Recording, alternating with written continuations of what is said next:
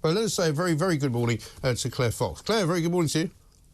Hello, good morning. Nice to see you. I'm glad to see you're working on Bank Holiday Monday. I can't believe how quiet London is. I mean, you're probably somewhere else, but literally the streets are deserted, the roads, there's nobody on them, there's no cyclists, there's no cars, there's no vans, there's nothing.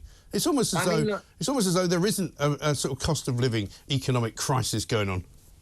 I'm in London, and I'm a great critic of working from home and the work-life balance stuff. But Mike, on this one, I do think it's the last bank holiday of summer. Let people have a bit of fun. I don't mind them having today off. Why? I mean, they're all supposed to be in dire straits. You know, they're meant to be, you know, people who can't afford to do anything. So I think I'm going to put this to you. Could be controversial. It's all getting ramped up a bit by the media. You know, people are not as poor as they make out to be. I think people are really worried about the fact, I mean, God, when I go food shopping, I don't know about you, but you go gulp every single time. And it's the prospects of the mortgage payments, the ULEZ charges, the bills and so on. So I think people are worried. Yeah, but if they're that worried, why are they not working today instead of taking the day off? It's a bank holiday. Come on. I mean, see, you've come from this kind of trade union background, haven't you? Where it's a bank holiday, better not do any work. You know, I've worked all my life. I worked Christmas Day. I've worked New Year's Day.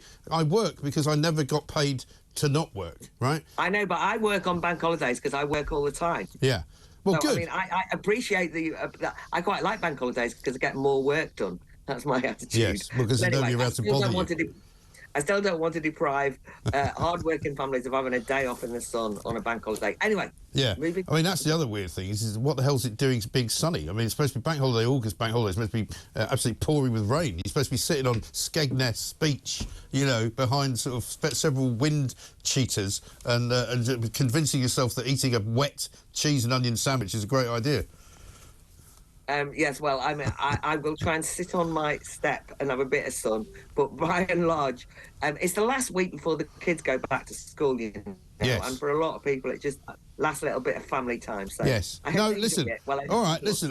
As you know, I'm very much willing to endorse and believe other people's ideas, even if I don't agree with them. Let's talk about the NHS. Front page of the Daily Mail today. NHS trying to erase women. 77 different hospital trusts signing up to a rainbow badge scheme. I don't know how this happened. I mean, this is a sort of extension for me of the banking problem that we had with Nigel Farage and Coots, where, you know, Stonewall have kind of inveigled their way into everything and have basically sort of given people a league table to fight over. And I mean, why are people signing up to it? I think what's really depressing is that, you know, it's happened so casually and carelessly. So you can just imagine all of these managers in the NHS and every other institution, they hear the words diversity, inclusion, equity. They think, yeah, we want a bit of that. We want to show that we are fair and nice people and we're on the right side of history. They sign up to these schemes and it actually leads to catastrophic changes in the way organisations are run. So you've got at the moment, you know, museums, once they sign up to this sort of thing, suddenly think, we've got to get rid of all the artefacts because they breach some a diversity programme. And in the NHS sense, it's got very serious implications. It might be HR managers and equality and diversity managers who are signing up for this, but the one place that you want the physicality of biological reality to be taken seriously is in a hospital. Yeah. I mean, that's where your physical body matters. Right. And they've signed up to this scheme that will eradicate using sex-specific terms. And so consequently, the notion of anything that's about biological womanhood is to be removed and replaced by what can only be described the most obscure language that most of us won't understand, that can only utterly confuse people when they've got problems that are often associated with their biological sex. Yeah, but also, does it not tell you that they've got their priorities all wrong? Because we've already talked about the NHS many times, Claire, and how they spend far too much money and far too much time on non-medical issues. They've got more people that are employed in non-medical jobs than they have actually on the front line of medicine.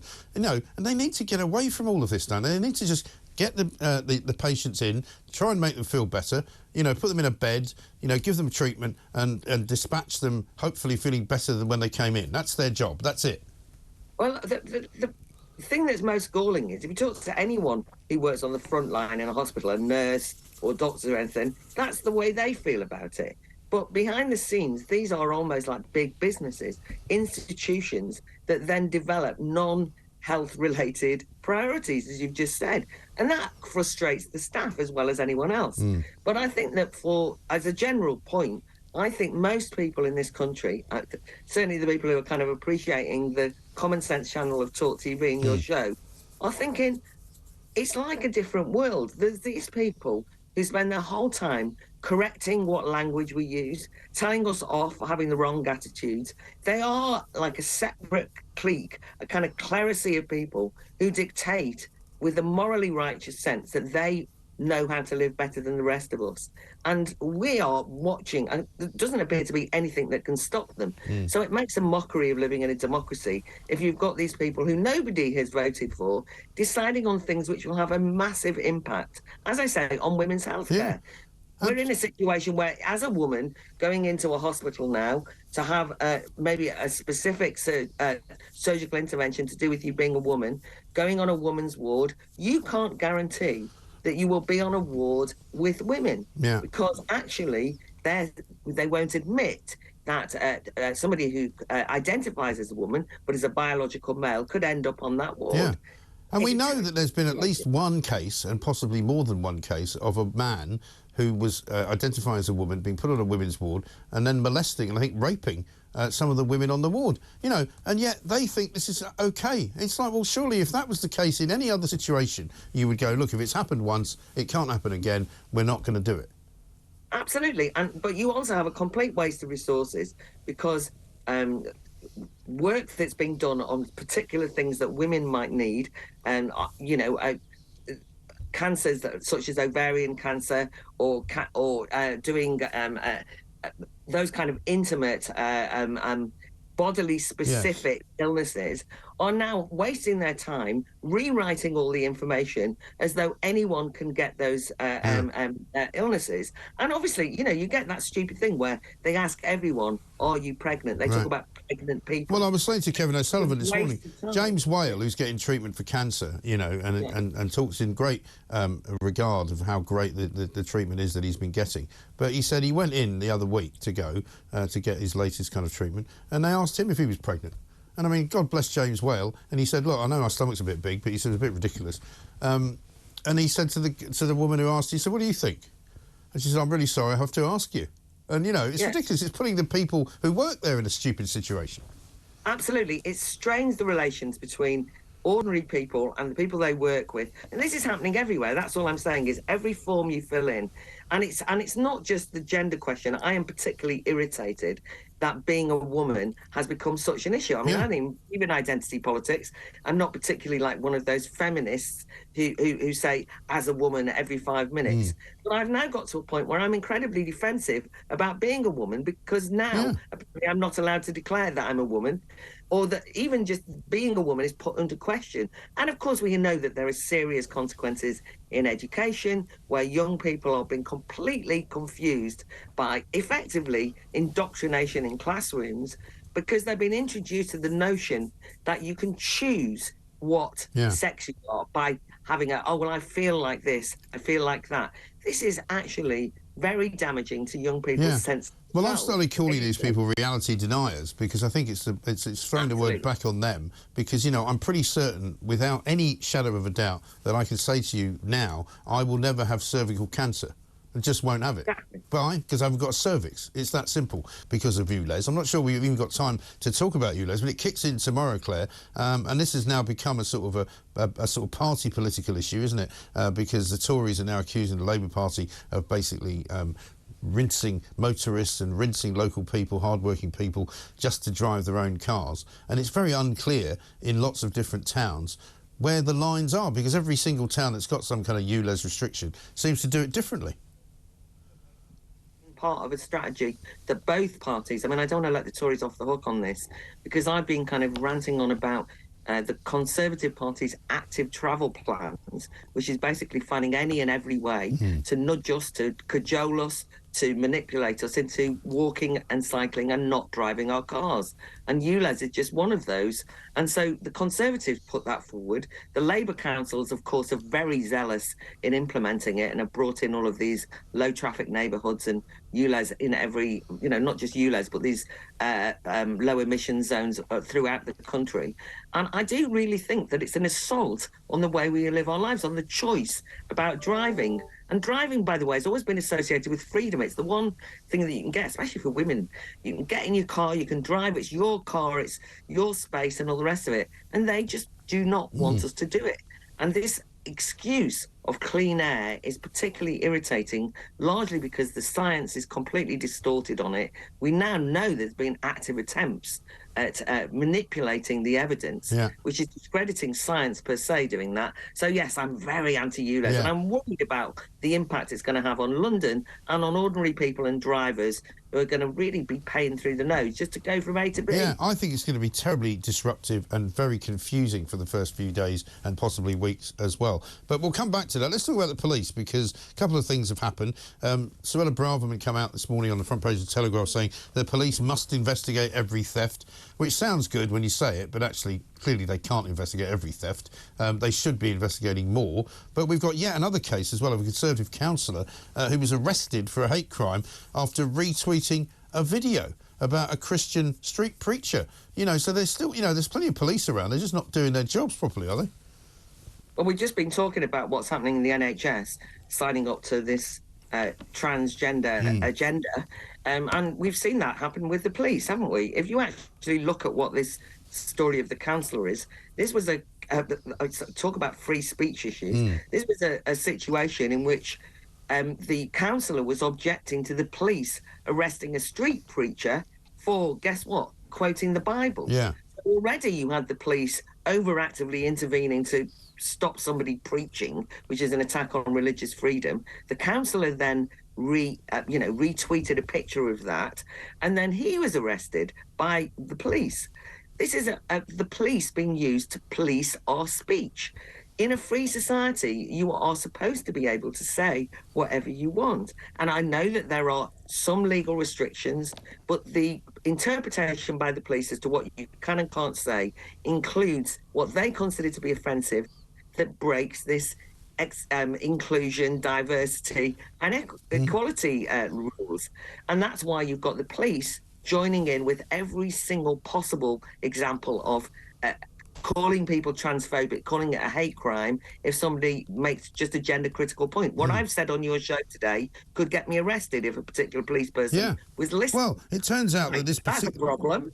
Yeah, well, this particular preacher, whose name is Olawole Ilisamni, was arrested in Southgate, right? A police officer snatched his Bible from him and accused him of being Islamophobic, which, of course, turned out to be absolute rubbish. He was later awarded £2,500 for wrongful arrest, and, of course, he was given an apology by the police, because you wonder, though, it's all very well saying all the police are giving these instructions. It's very clear to me that certain individual police officers are taking this kind of law into their own hands as a way of going, oh, he's being Islamophobic, I'm going to arrest him. Or, you're being transphobic, I'm going to arrest you. When in fact they don't appear to have any knowledge of the law. But when you say to them, why are you not arresting Just Stop Oil? They go, oh, well, the law's not very clear. Well, they're certainly clear when they want it to be. Yeah, I mean, that's one of the problems. I mean, actually, in the House of Lords, there was a big debate led by Lord Moylan, actually, but others, on clarifying this non-crime hate incidents, because in which the police were interpreting the law in such a way that they felt that they could arrest people for any reason whatsoever because of speech, not even crimes, but speech offences, as they said it. And they started saying hate speech is a crime, which it isn't. And that got clarified. The Home Secretary at the time made the point that the police had to review their guidelines, but it's as though you can't stop this dynamic. The police feel far more comfortable policing our speech. They've gone along with this. By the way, it's far safer to arrest a Tory councillor for retweeting something than it is intervening when there's a violent incident on the street, or indeed the hard job of solving, as you've just pointed out, crimes like theft. investigation takes a bit of time. It takes nothing to trawl through somebody's Twitter account or to respond to, in the instance of this Tory councillor, it was a Labour councillor who reported them for the hate crime. So all the police are doing is responding to a politically biased intervention, done maliciously, no doubt, and then they can say, oh, well, we've solved a crime now because we've intervened. Well, I was hearing that over the weekend, I think Ireland launched some new hate crime law, and some activists were sort of basically encouraging others to just complain to the police about hate crimes that they had imagined in order just to kind of lock up the system and go, this is what you get if you start being idiotic. Because it is idiotic, isn't it? Absolutely. I mean, the Irish hate crime bill, which is actually coming back to their second chamber, to their Senate in September, and there's a big public outcry about this. Sadly, we haven't had that around the online safety bill in the UK, which is about to become law, which I can tell you now is going to affect us all in a bad way, in a censorious way. But on the hate crime issue, you know, one of the clever things that they did was they went through lots of Irish literature in Ireland and said practically all of these great writers would be hate criminals according to this law. But in UK law, we have a situation where hate is defined by the person who is on the receiving end of it. So I could say that if you and I disagree, that I'm a victim of hate because you've upset me. If you criticise my views, I could say I'm a victim. It's obviously an open season for malicious complaints. And at the moment, the only way out to be hateful towards somebody is to be hateful towards somebody who's not in a protected group, isn't it? So you probably be all right if you hate me, because I'm probably not in a protected group, because, you know, I'm a white middle-aged heterosexual male. So I mean, forget it. You got nothing to complain about. But you know, it just is mad, and you're right, because once people start accusing other people of making a hate crime and the police take it seriously, you're in all sorts of trouble. Well, I mean, we've got a situation in Scotland where their hate crime legislation, which is actually an act, took away the dwellings defence, which effectively means that the police are told that it's a criminal offence if you say something hateful, transphobic, Islamophobic, whatever anyone wants to label it, in your own home. Now, even the police forces in Scotland said, how are we going to implement that? Well, they passed it as an act, but they don't know how to implement it. But the fact that in a modern society, they think it's appropriate to use our police forces as a Stasi, to basically listen in on our conversations. That's what it's like. I mean, you do get the feeling that you have to whisper your views. Now, how can you live in a democracy, a vibrant democracy where you argue rightly over different positions on the world, if the police are going to police you in that way and are given carte blanche to do so? So it does make rather a mockery to me of Suella Braverman coming out and saying, we've got a lot more police officers and they're definitely going to do their job. Because if they think their job is to police our speech in this way, then I actually get rather frightened about it. Rather than absolutely right. So we'll have to keep a very close eye on that. Claire, great to talk to you. Thank you very much indeed. Baroness Claire Fox, Director of the Academy of